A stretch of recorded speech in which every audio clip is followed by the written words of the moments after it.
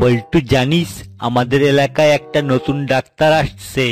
ওনার কাছে প্রথমবার গেলে নেয় 300 টাকা, দ্বিতীয়বার গেলে নেয় 200 টাকা, আর তৃতীয়বার গেলে 100 টাকা নেয়। ওরে শালা, তাই নাকি? দাঁড়া, ডাক্তার তারে মুরগি বানাইয়ে 100 টাকায় ট্রিটমেন্ট করাই আসতাছি। Few moments later. ডাক্তার সাহেব, আমার তো অনেক জ্বর উঠছে। আর হ্যাঁ, আমি কিন্তু এই নিয়ে আপনার কাছে 3 বার আসলাম।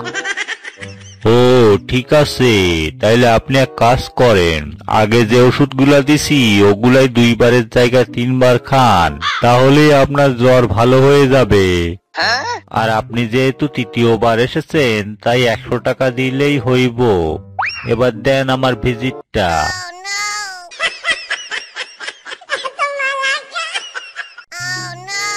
বাবা, কিছু টাকা দেন, আমি অন্ধ, চোখে কিছুই দেখি না।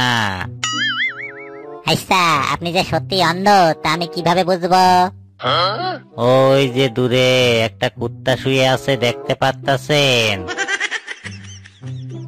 হ্যাঁ, তা তো দেখতে পারতাছি। কিন্তু আমি ওই কুত্তাটারে দেখতে পারতাছি না।